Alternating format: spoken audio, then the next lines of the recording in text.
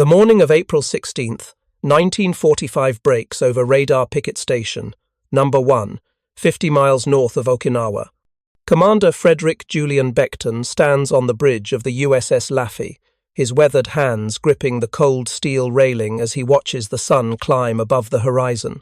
The destroyer cuts through the dark Pacific waters at flank speed, her twin propellers churning white foam in the pre-dawn darkness.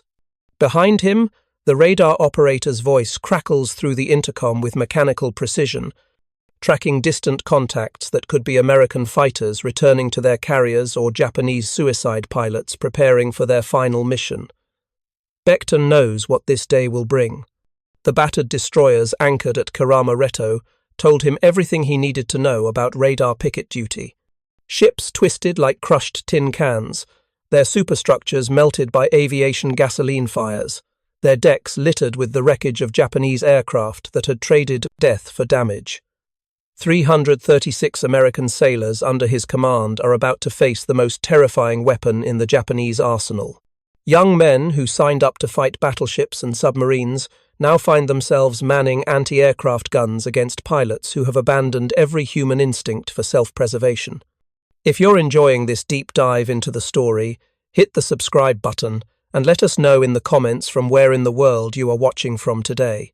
What none of them understand yet, not Becton with his 4 silver stars and combat experience dating back to 1943, not the nervous gunners checking their ammunition for the 100th time, not the damage control teams preparing fire hoses and pumps, is that the next 80 minutes will force American destroyer captains to make a decision that defies every principle of naval warfare they've ever learned. When the kamikazes come, and the rudders jam, and the ships begin their slow circles through burning water, these captains will do something that seems impossible. They will turn directly into the diving suicide planes, transforming their vulnerable destroyers into moving targets that challenge death itself. The question hanging in the humid Pacific air isn't whether the Laffey will be attacked. Japanese kamikaze doctrine has turned radar picket destroyers into priority targets, isolated warships that must be eliminated before the main fleet can be touched. The question is whether American sailors can survive what's about to happen when their evasive maneuvers become impossible and their only choice is to meet death head-on. 1,500 miles north, at Kanoya Air Base on the southern tip of Kyushu, Japanese naval aviation officers brief their kamikaze pilots for Operation Kikusui No. 3. Lieutenant Commander Kunimori Kono addresses 56 young men who have volunteered to die for the Emperor. Most have less than 70 hours of flight training. Many have never landed an aircraft on a carrier or practiced instrument flying in clouds. Their mission requires none of these skills. They need only point their bomb-laden aircraft at American ships and hold course until impact. Kono's voice remains calm and measured as he describes the target area. American radar picket destroyers, stationed in a ring around Okinawa, provide early warning of Japanese air attacks. Eliminate these destroyers, and the main invasion fleet becomes vulnerable to mass kamikaze strikes. The mathematics are brutal and simple. 165 special attack aircraft will launch this morning. Admiral Motome Ugaki, commanding the 5th Air Fleet, expects at least 20 successful impacts, 20 American warships damaged or sunk in exchange for 165 young Japanese lives. In the calculus of kamikaze warfare, this represents acceptable attrition. What Japanese planners don't anticipate, what they cannot possibly imagine from their tactical briefings and reconnaissance photographs, is that American destroyer captains are about to discover a defensive technique born from mechanical failure and desperation. When rudders jam and steering fails, when ships become locked in tight circles with no ability to maneuver, these captains will learn that sometimes the only way to survive is to transform vulnerability into advantage. The Laffey's crew has been at battle stations since 0430, 4.5 hours of maximum alertness, adrenaline-fueled vigilance that exhausts even the most experienced sailors. Gunner's Mate Second Class Lawrence Delevsky checks his 5-inch gun mount for the 3rd time since midnight. At 20 years old, the Pennsylvania native has already survived the Normandy invasion, where German artillery shells screamed overhead and the Laffey's guns pounded French coastal defences for 12 hours straight. But this feels different. The Germans never had pilots willing to turn their aircraft into parity or guided missiles. Lieutenant Joel Youngquist adjusts the elevation on his 40mm gun mount, calculating lead angles and deflection distances for targets moving at 300 miles per hour. The mathematics of aerial gunnery require split-second decisions. Fire too soon, and the shells explode harmlessly behind the target. Fire too late, and the kamikaze crashes into the ship before defensive fire can stop it. The margin of error measures in fractions of a second, and Youngquist knows that today will test every hour of his training. At 0830, the radar operator's voice cuts through the tension like a knife.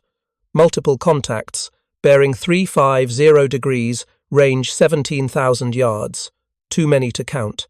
The screen shows a solid mass of incoming aircraft, Japanese formations approaching from the northwest at high speed.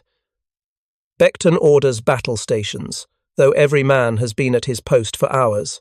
The call to general quarters becomes a formality, a ritual, acknowledgement that death is now minutes away instead of hours. The first wave arrives at 0832. 4 Aichi D-3 Aval dive bombers break from the main formation and dive toward the Laffey from different angles, a coordinated attack designed to overwhelm the destroyer's defences through simultaneous approaches. Becton's tactical mind processes the threat in an instant. 4 targets, multiple attack vectors, less than 90 seconds until impact. He orders hard left rudder, presenting the ship's beam to the attacking aircraft, maximizing the number of guns that can engage. The forward 5-inch mounts open fire at 3,000 yards, their shells creating black flowers of smoke and shrapnel in the morning sky. 2 valves disintegrate before reaching effective bomb release altitude, their pilots dying before they can complete their suicide missions. The other 2 press their attacks with mechanical determination, dropping lower, accepting punishment from 20mm and 40mm guns that tear chunks from their airframes.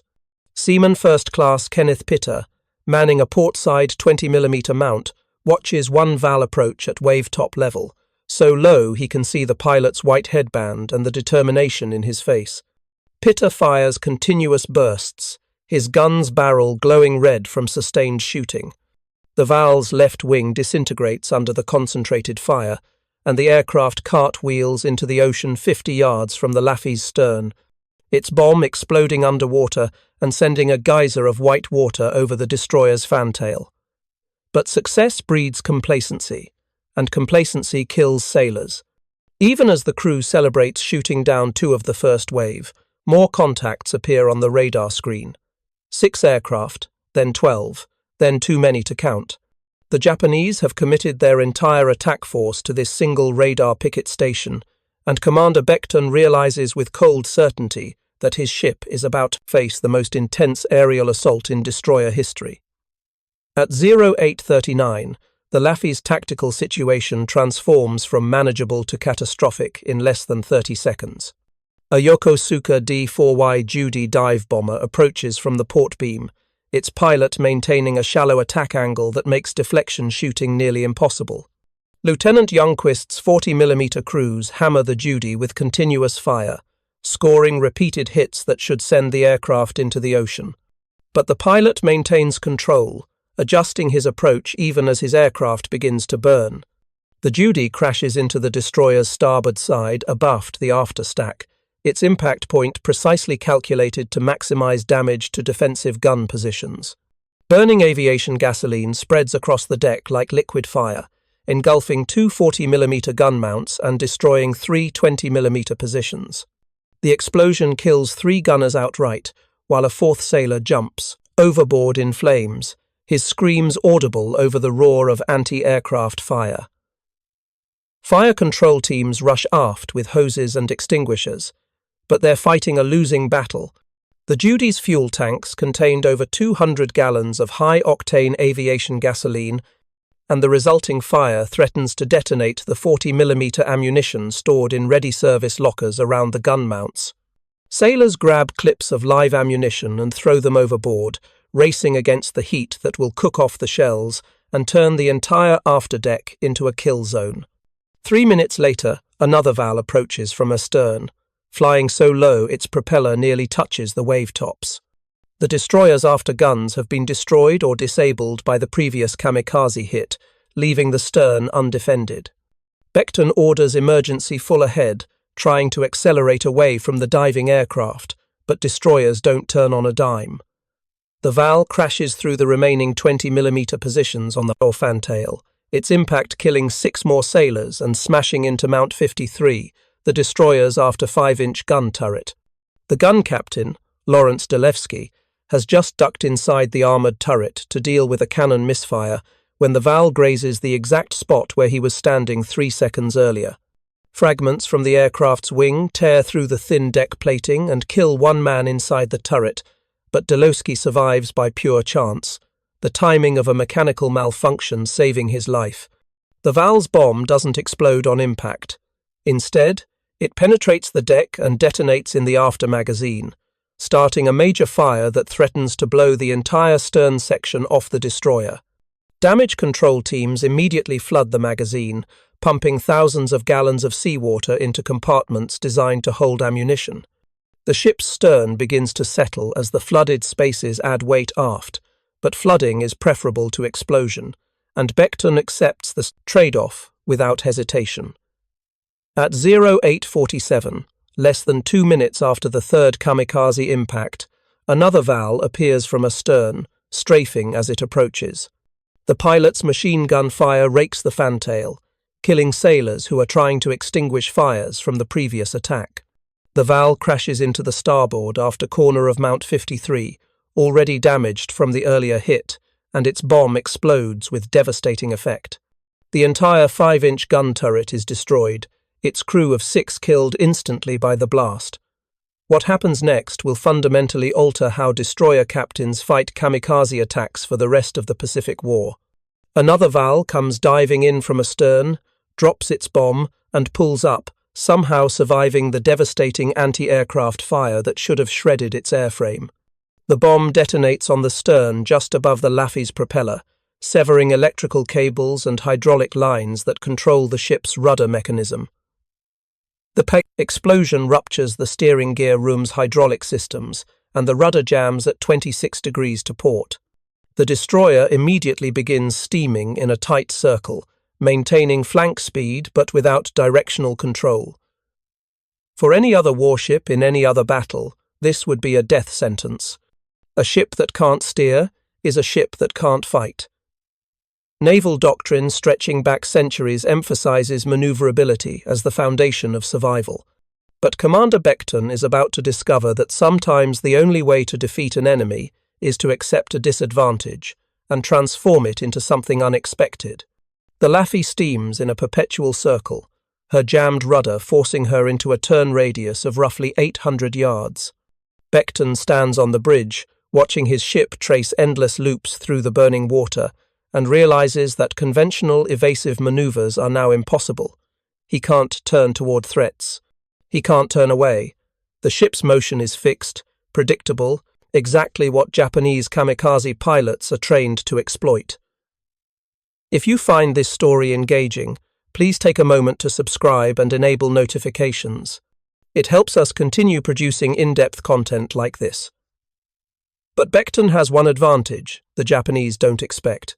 The Laffey's twin propellers are independently controlled, and the ship's engineering plant remains undamaged despite 3 kamikaze impacts. He can accelerate. He can decelerate. He can make the circle tighter or wider by varying speed. It's not much, but it's something, and in the mathematics of survival, something is infinitely better than nothing. The next kamikaze approaches at 0849, a Judy diving from the port quarter. Becton watches it come, calculating angles and timing in his head. The pilot aims for the ship's bridge, trying to decapitate the Laffey's command structure and leave the destroyer helpless. But Becton has learned the rhythm of his crippled ship. He knows exactly where the bow will be pointing in 10 seconds, 15 seconds, 20 seconds. He orders emergency acceleration, and the engineering spaces respond instantly, pushing the throttles forward and adding precious knots of speed. The Judy's pilot, committed to his diving attack and unable to adjust his aim, watches his target shift position at the last possible second. Instead of hitting the bridge, the kamikaze crashes into the after-deck house, its bomb exploding in almost the same spot as the previous VAL impact. 4 more sailors die in the blast, and fires spread through compartments already damaged by earlier attacks. But the bridge survives, and Becton remains in command, his desperate gambit buying his crew a few more minutes of life. At 0850, another VAL and another Judy attack in quick succession, both targeting the vulnerable port quarter. Becton can see them coming, can calculate their approach angles, but he's trapped in his circular course with no ability to turn away. What he does next represents the breakthrough that will save not just the Laffey, but dozens of American destroyers in the coming weeks. Instead of trying to turn away from the diving kamikazes, Becton turns into them. He orders maximum acceleration, pushing the ship through her perpetual circle at maximum speed, and times his approach so that the Laffey's bow swings directly toward the incoming Japanese aircraft. The kamikazes, expecting the destroyer to present her vulnerable beam or stern, suddenly face a ship that seems to be charging straight at them, closing the distance at a combined speed of over 400 miles per hour. The psychological impact on the kamikaze pilots proves devastating. They've been trained to attack ships that maneuver away from suicide planes, vessels whose captains quite reasonably try to present the smallest possible target. A destroyer turning into a diving kamikaze violates every tactical principle these pilots have been taught. The closing speed becomes too fast for final course corrections. The impact angle changes from optimal to marginal. The pilots, already committed to their suicide dives, find themselves unable to adjust their approaches. Both kamikazes miss. One crashes into the water 30 yards ahead of the Laffey's bow, its bomb exploding underwater and showering the destroyer with spray but causing no structural damage. The other pulls up at the last second, unable to maintain its dive into a ship that seems to be deliberately courting collision, and a combat air patrol corsair shoots it down before it can make another approach. Becton has discovered something that Japanese tactical planners never anticipated. A ship locked in a perpetual turn, forced to steam in circles by mechanical failure, can use that predictability as a weapon. By varying speed and timing his circular course, he can position the destroyer so that attacking kamikazes face not a vulnerable beam, but a charging bow, a moving target that seems to welcome collision instead of avoiding it. But this technique demands perfect timing, absolute faith in mathematical calculations, and nerves that don't crack under pressure. Becton must predict where his ship will be in 30 seconds, must calculate kamikaze approach angles and diving speeds, must accelerate or decelerate at precisely the right moment to present his bow to each diving aircraft. One miscalculation, one mistake in timing, and the next kamikaze will hit the bridge and kill everyone who's trying to save the ship. The attacks continue without pause. At 0852, another Judy approaches from the port beam. Becton watches its descent, calculating angles in his head. Too steep. The pilot is diving too steeply, which means the aircraft will reach the ocean surface before reaching the Laffey's circular path.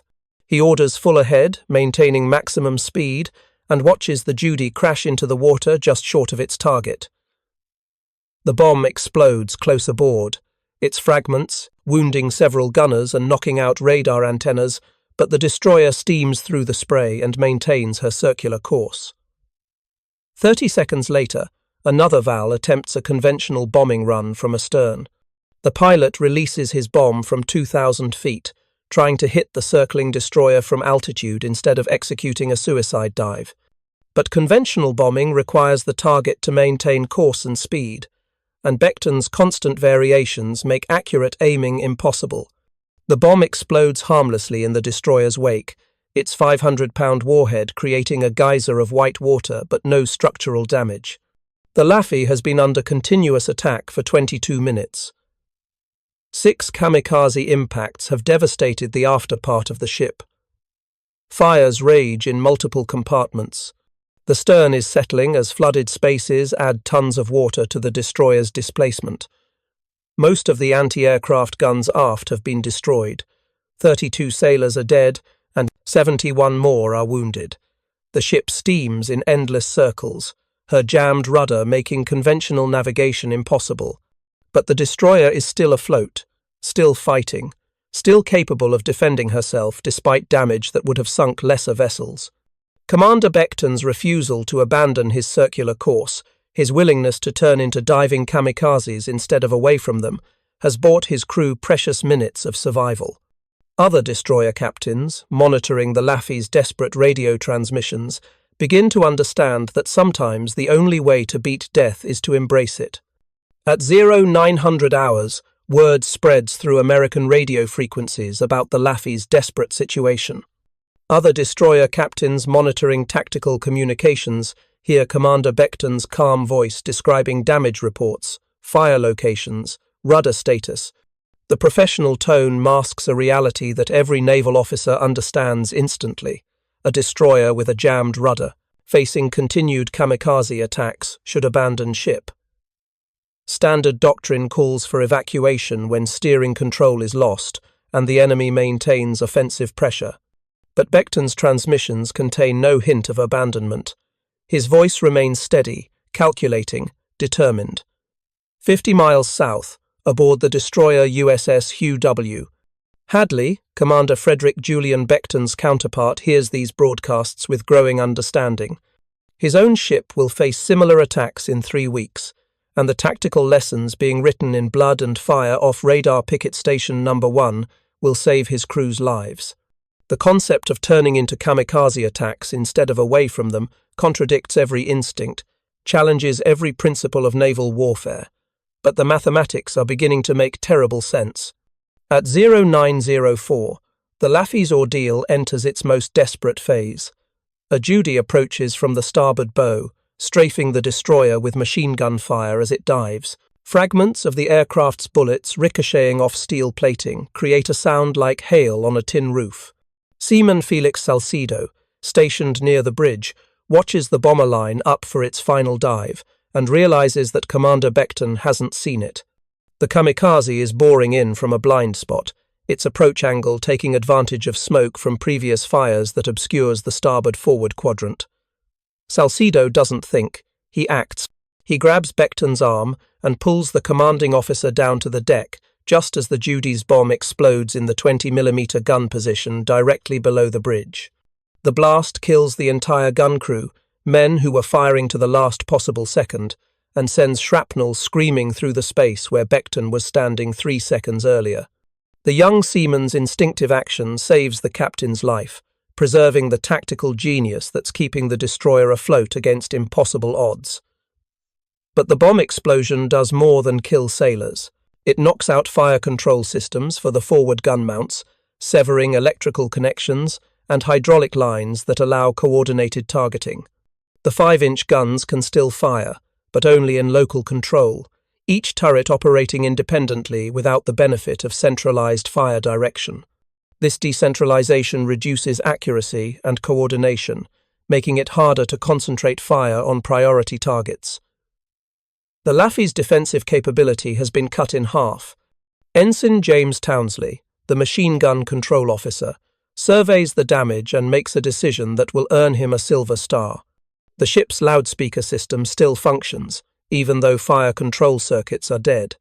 Townsley climbs on top of the pilot house, fully exposed to strafing fire and bomb fragments, and plugs a microphone into the loudspeaker junction box. For the next 30 minutes, he stands in the open air, calling out bearing and range information to gun crews that can no longer receive electronic targeting data. Bullets snap past his head. Bomb fragments slice through the air around him. Townsley doesn't flinch. His calm voice provides the coordination that keeps the remaining guns effective, transforming isolated weapons into a cohesive defensive system.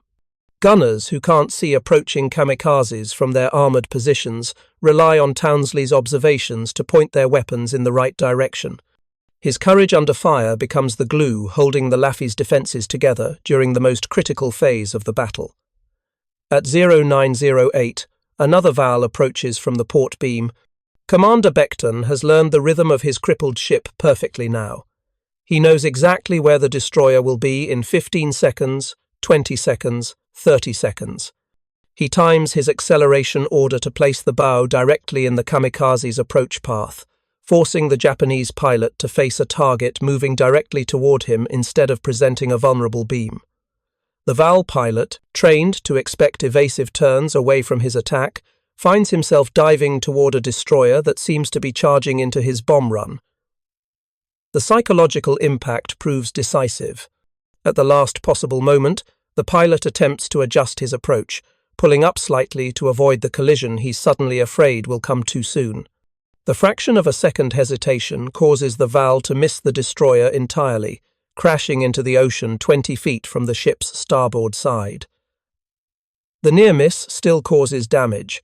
The bomb explodes underwater, its shockwave buckling deck plates and rupturing seams that were already stressed from previous impacts. Water begins flooding compartments that were previously dry, adding more weight to a destroyer already settling by the stern. Damage control parties rush to shore up bulkheads and pump out flooded spaces, fighting a losing battle against physics and structural failure. But the Laffey remains afloat, still capable of fighting, still able to maneuver within her limited circular course.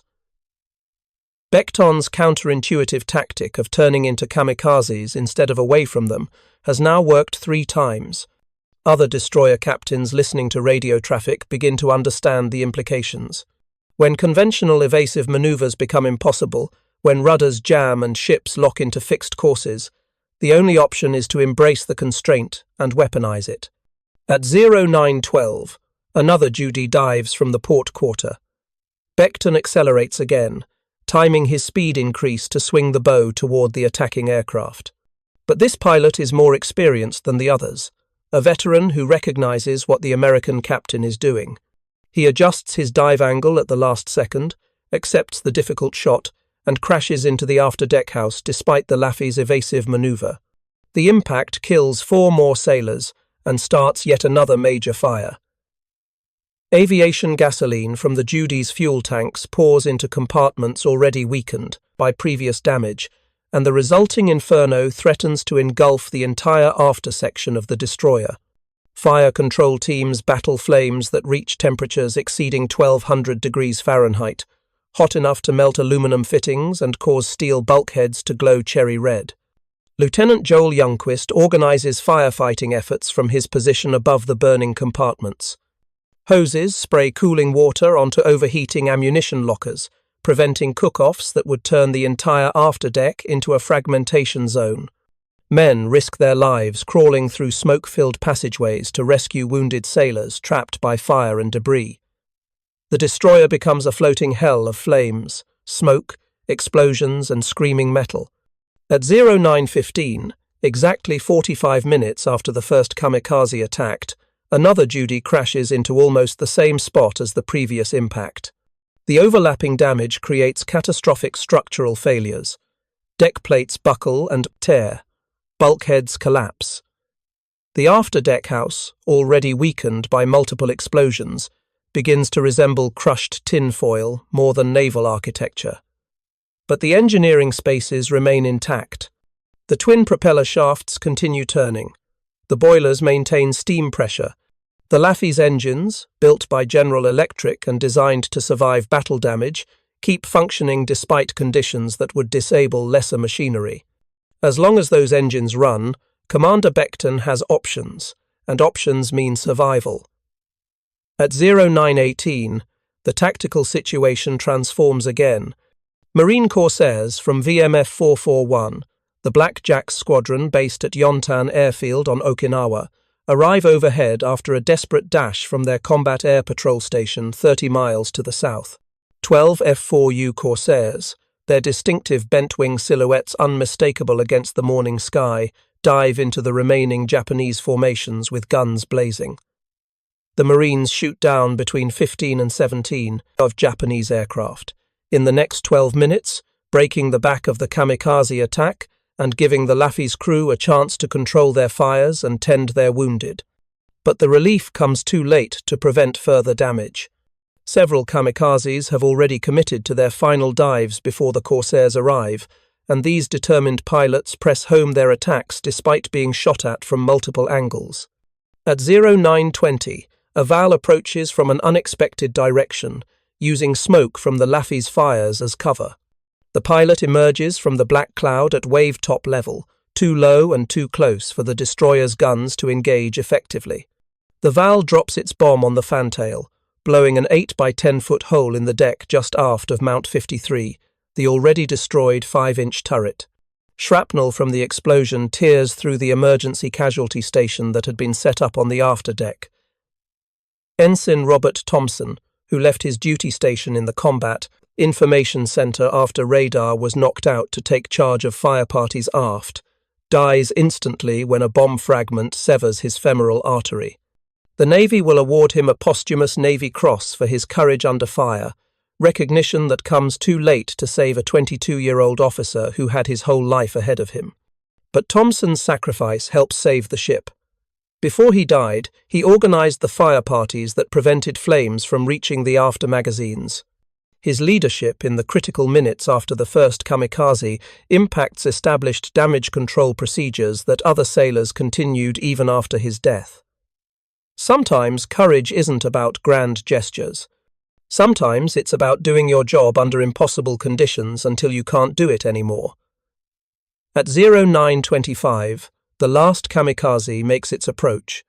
A lone Val, its pilot wounded by Corsair fire but determined to complete his mission, dives toward the crippled destroyer from astern. Commander Becton watches it come, calculating angles one final time. He orders emergency acceleration, pushing the throttles forward, and the Laffey surges ahead within her circular course. The Val pilot, struggling to maintain control of his damaged aircraft, aims for the bridge. It's the same targeting decision that nearly killed Becton minutes earlier, an attempt to decapitate the destroyer's command structure and leave the crew leaderless. But the acceleration throws off the pilot's aim, and the Val crashes into the water 15 yards ahead of the bow, its bomb exploding underwater without causing significant additional damage. At 0950, the attack ends. 80 minutes of continuous aerial assault, 22 separate kamikaze and bomber attacks, 6 direct kamikaze hits, 4 direct bomb hits, multiple near misses that caused underwater shock damage, 32 American sailors dead, 71 wounded, more than half the destroyer's anti-aircraft guns destroyed or disabled, rudder still jammed at 26 degrees to port, fires raging in multiple compartments, the stern settling as flooded spaces add thousands of tons of seawater to the ship's displacement. But the Laffey is still afloat, still steaming in her perpetual circle, still capable of defending herself, still refusing to die. Commander Becton stands on his bridge, surrounded by the wreckage of what was once a pristine warship, and realizes that his crew has just survived the most intense kamikaze attack in destroyer history. The tactical lessons learned in 80 minutes of desperate combat will reshape American naval doctrine for the remainder of the Pacific War.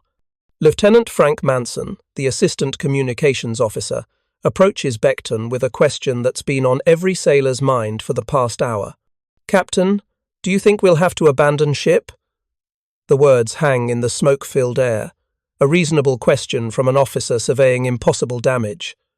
Becton's response becomes legend among destroyer crews. "Hell no, I'll never abandon ship as long as a single gun will fire."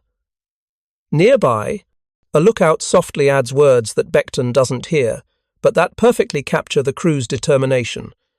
"And if I can find one man to fire it."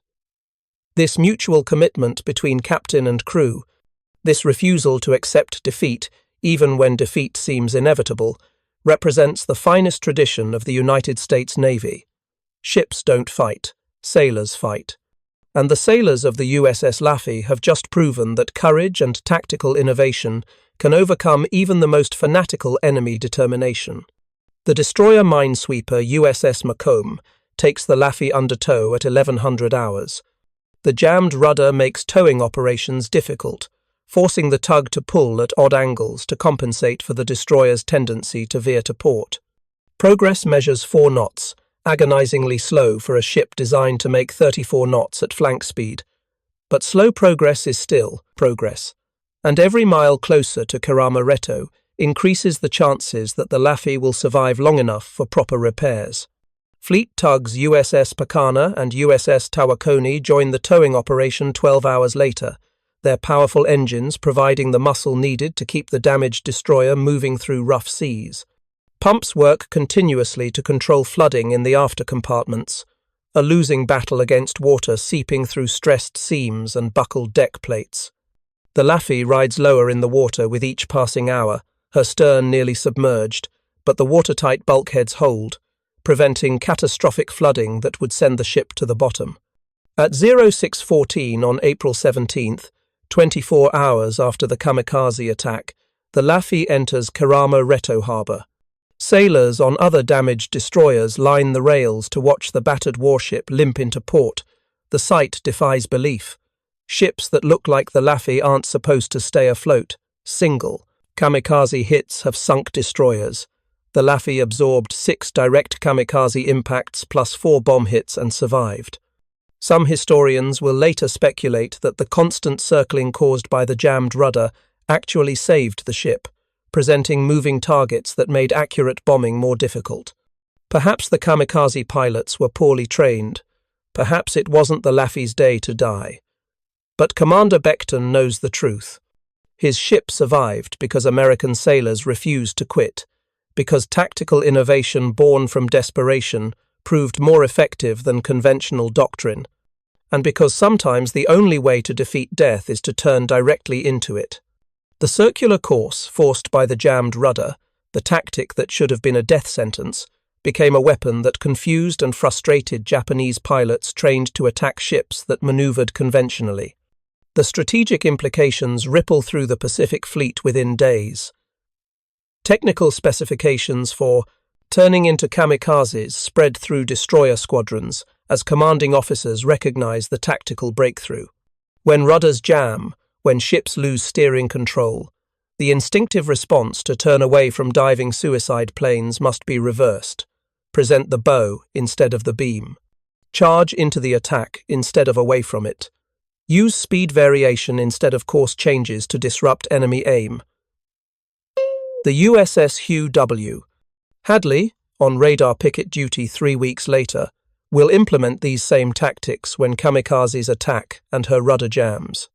Commander Baron Mullaney, the Hadley's captain, remembers Becton's radio transmissions and follows the same playbook. Turn into the diving aircraft. Vary speed to disrupt targeting solutions. Present the narrow bow profile instead of the vulnerable beam. The Hadley survives 90 kamikazes in one attack, damaged but afloat, proving that Becton's counterintuitive tactics work across multiple ships and multiple battles. Other destroyer captains facing kamikaze attacks begin deliberately jamming their rudders hard over, creating the same tight circular courses that saved the Laffey. The tactic becomes known informally as going Becton among destroyer crews, a technique that transforms mechanical failure into tactical advantage.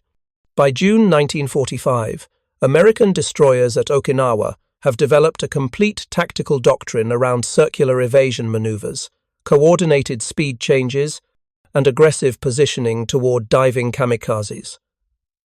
Japanese kamikaze pilots find themselves facing defensive tactics they were never trained to counter.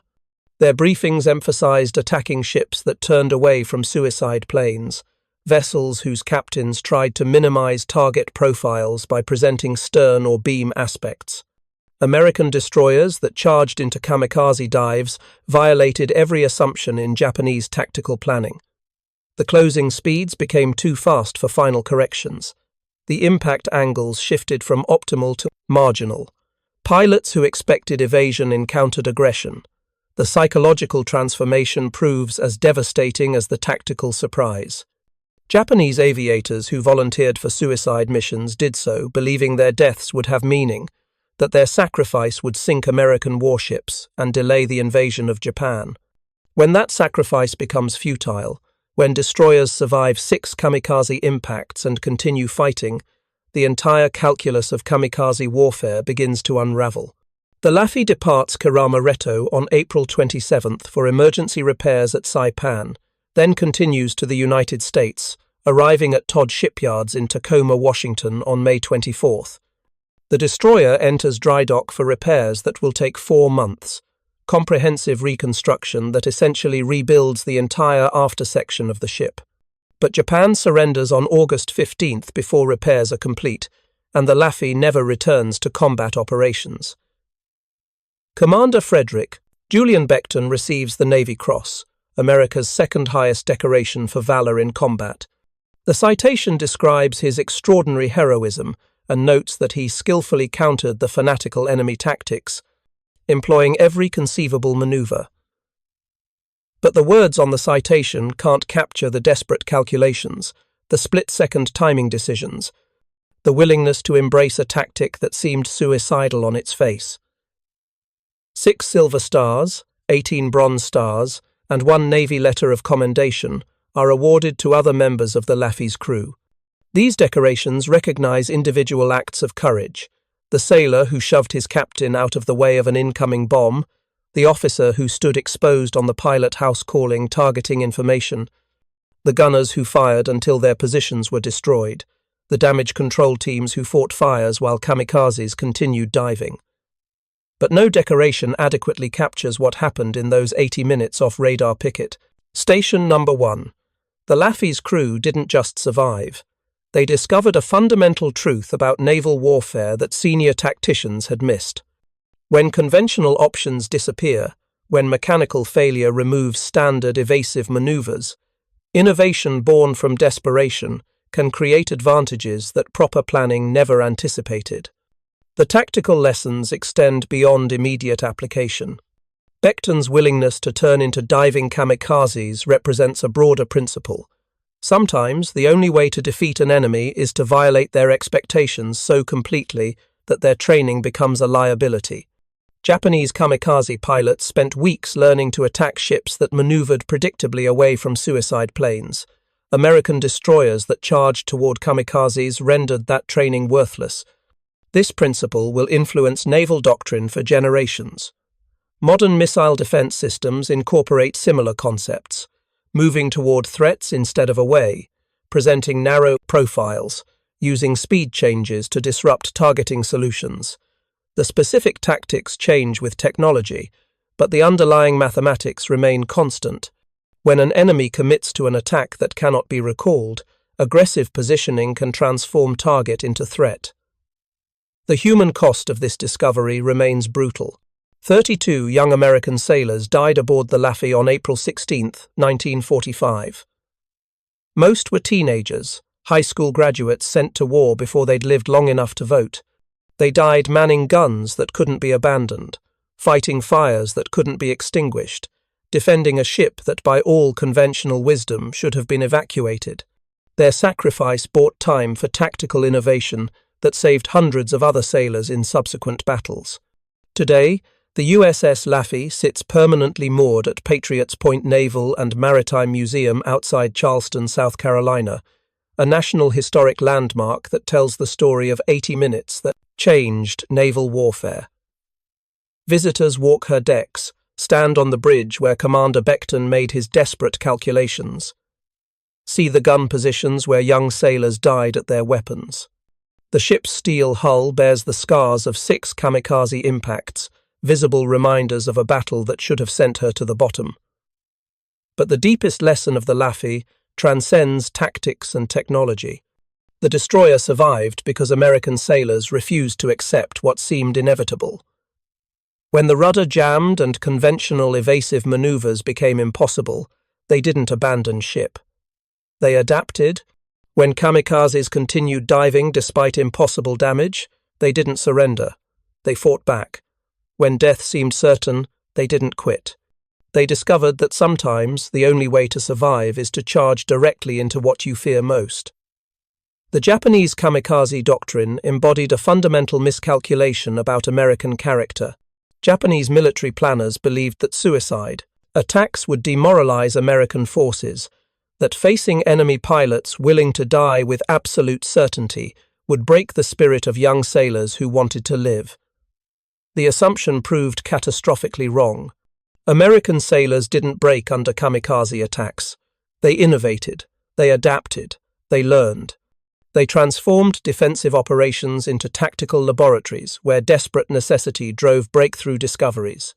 Commander Frederick Julian Becton retired from the Navy as a Rear Admiral in 1966, having served his country for 35 years. He died on December 25, 1995, age 87, surrounded by family in San Diego. His obituaries mentioned his Navy Cross, his 4 silver stars, his long and distinguished career. But destroyer sailors remembered him for something more important. 80 minutes on April 16, 1945, when he proved that courage combined with innovation could defeat even the most fanatical enemy tactics. The USS Laffey's story embodies the finest traditions of the United States Navy. Not because she was invincible, she wasn't. 6 kamikaze impacts and 4 bomb hits proved she could be damaged, could be hurt, could be brought to the edge of sinking. The Laffey's greatness lies in what happened after the damage, in the desperate hours when survival seemed impossible and surrender seemed rational. When a jammed rudder forced a destroyer captain to choose between conventional wisdom and counterintuitive innovation, Becton chose innovation. He turned into diving kamikazes instead of away from them. He varied speed instead of course. He presented his bow instead of his beam. These decisions violated every principle of naval evasion tactics, challenged every instinct about self-preservation, defied every conventional understanding of how destroyers should defend themselves.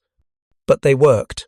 The mathematics of desperation proved more effective than the mathematics of proper doctrine. This willingness to abandon failed methods and embrace untested alternatives represents something fundamental about American military effectiveness. Democratic societies produce sailors and soldiers who can think independently, who can recognize when standard procedures aren't working, who can innovate under pressure.